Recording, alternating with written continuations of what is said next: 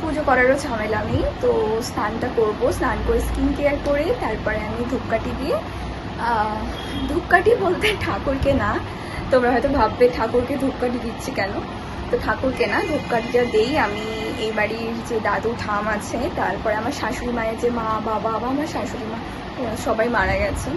যাই হোক, আমি সেগুলো বলতে চাইছি না। তো সেই ফটোগুলো সাজানো আছে, আর ওখানে আমি ধূপকাঠি ফুল দিই।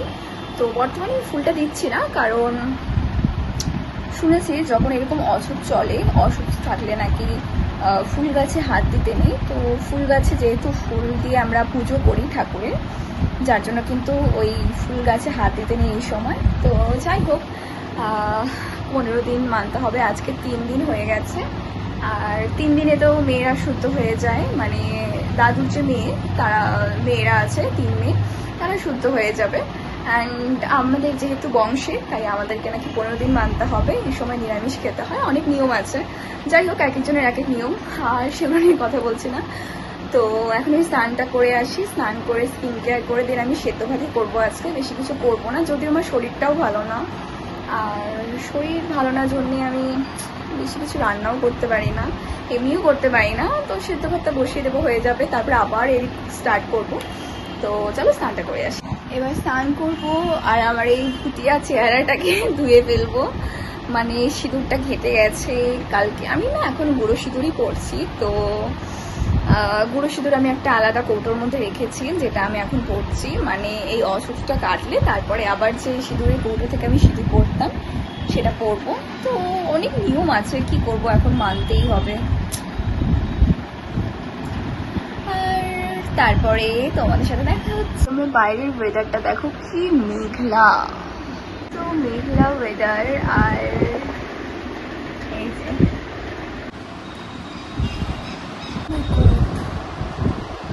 মোটামুটি করে লেট হয়ে গেছে, মানে এত লেট হয়ে গেছে, 15টা বাজে, আমি কখন ভাত বসাবো, অনেকটা লেট হয়ে গেছে আজকে।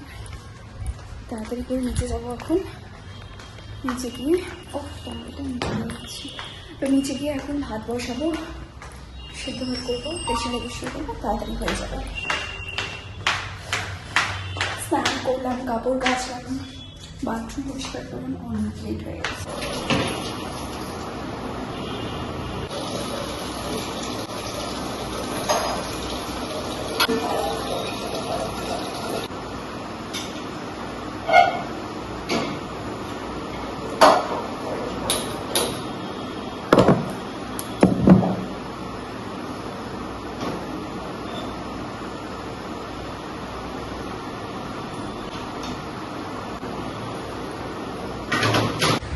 এই দেখো বাবা আমার জন্য কি নিয়ে এসেছে, আমি দেখাই তোমাদের। এইখানে আছে একটা মালপোয়া, যেটা আমি একটু খেয়েছি, আর এখানে মিষ্টি আছে অনেকগুলো, তার মধ্যে একটা চমচম আছে, মালাইকারি আছে, এটা মালাইকারি, আর এটা হচ্ছে কালাকাঁদ। তো ইয়া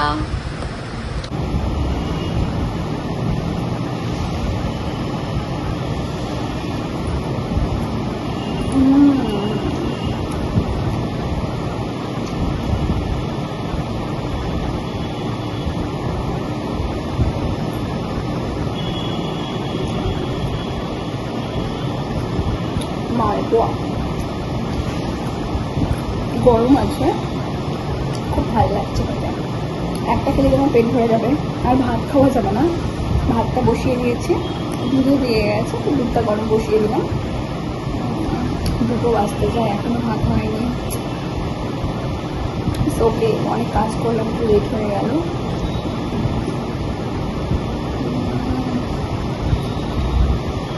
এটা কি যেন একটা চালের ভাত, এটাই করেছিলাম, আলু সেদ্ধ, আচার, আর তার সাথে ছিল পাঁপড় ভাজা, বড়ি ভাজা, এগুলো দিয়ে আজকে লাঞ্চ করলাম। গরম। লাঞ্চ করা হয়ে গেছে, আর আজকে আমি লাঞ্চ করেছি সেদ্ধ ভাত, বড়ি ভাজা, পাঁপড় ভাজা, আচার, আলু সেদ্ধ। খুবই গরম। চলো দেখি এসিটা চালানো যায় কিনা। জানলাগুলো লাগিয়ে দিই, মানে এত গরম আমি তো থাকতেই পারছি না। আর এই সময়টা একটু গরম লাগেই। উফ, যাই হোক, আমি এসির সুইচটা তো দেওয়াই আছে, আমি বেশি জানলা খুলিনি, কারণ আমি জানি পরে আবার এসি চালাতে হবে, জানলাগুলো লাগাতে আমার বিরক্ত লাগে। উফ, বাবারে বাবারে বাবারে, জলদি জলদি চালু হয়ে যা। সত্যি এত গরম তোমরা বিশ্বাস করবে না, মানে বাইরে ওয়েদার মেঘলা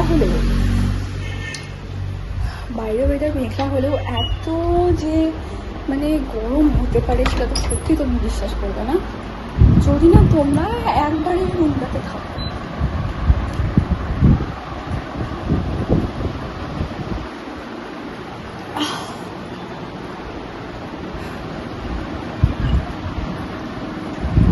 বাবারে, কদিন আগে মা এসেছিল, আমি তোমাদের বলেছিলাম।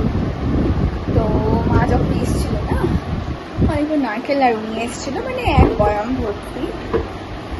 অ্যান্ড আমি না এগুলো খেয়ে ফেলেছি, আমার বরের জন্য রেখেছি। এই দেখো এখানে কটা আছে গোনা, জাস্ট দেখো 4টে আছে, রেখেছি ওর জন্য। তো না, আমি আরও রেখেছিলাম, তো ভুলে গেছিলাম যে এগুলো ওর জন্য রাখা আছে, তো আমি খেয়ে ফেলেছি। যাই হোক, কিছু হবে না, মানে ওই কি বলবো আর, ওর জন্য রাখতে রাখতে আমি খেয়ে ফেলেছি। আমার একটা রিটার্ন আছে মিন্ত্রাতে, এখনো মানে আসছে না, 21 তারিখে বলেছিল, 19 তারিখ আজকে, অনেক টাইম লাগে রিটার্ন করতে। সাইজটা না ছোটো হয়ে গেছে প্যান্টটার। তো আমি আমার হাজব্যান্ডের কদিন আগে বার্থডে ছিল, তো যার জন্য আমি কিছু অর্ডার করেছিলাম। আর যে টি শার্টটা আমি অর্ডার করেছি সেটা মানে অ্যাকচুয়ালি ওখানে কটন দেখাচ্ছিল, তো যখন আমি রিসিভ করি পার্সেলটা, ওটা পলিস্টারের এসেছে। অ্যান্ড একদমই বিচ্ছিরি, মানে এই গরমে পরার জন্য আমি একটা কটনের অর্ডার করেছি, বাট হয়েছে কি কটন ওটা একদমই না, ওটা পলিস্টার। আর এই গরমে তো কত গরম লাগবে পলিস্টার কাপড়, বুঝতেই পারছো, মানে পিওর গেঞ্জি কাপড়ের যেটা হয় বা কটনের যেটা হয়, তো ওগুলো খুবই কমফোর্টেবল এই গরমে পরার জন্য। আমি সেগুলোই খুঁজছি। তোমাদের কারোর কাছে যদি এরকম কোনো প্রোডাক্টের লিঙ্ক থাকে আমাকে কিন্তু বলো। আমি ওই কটনের কাপড়গুলো, মানে আমি বেশিরভাগ শপিং মানে অনলাইন থেকেই করি, অফলাইনে গিয়ে এই মুহূর্তে তো আমার পক্ষে কেনাটা সম্ভব না। তো তবুও ভাবছি দেখি একদিন যাব। আর একটা প্যান্ট অর্ডার করেছিলাম কার্গো, তো ওই প্যান্টটা ছোটো হয়ে গেছে ওর, মানে আমি যেই সাইজ অর্ডার করেছিলাম ওই সাইজই লাগে, বাট ওর পাগুলো ছোট হয়ে গেছে, কেমন একটা ছোটো ছোটো লাগছে, ভাল লাগছে না ওটা পরে, মানে বাইকে বসতে পারছে না, মানে হাঁটা চলা করতে পারছে না, তো এরকম প্রবলেম হচ্ছে। তো ভাবছি ওটা এক সাইজ বড় নেব। আর তারপরে তো আমি টি শার্টটা বললো রেখে দিতে, ঠিক আছে টি শার্টটা রেখেই দিলাম। আর এখন জাস্ট প্যান্টটা আমার রিটার্ন করতে হবে। তো প্যান্টটা আমি এক সাইজ বড় অর্ডার করেছি, দেখি এবার কি হয়।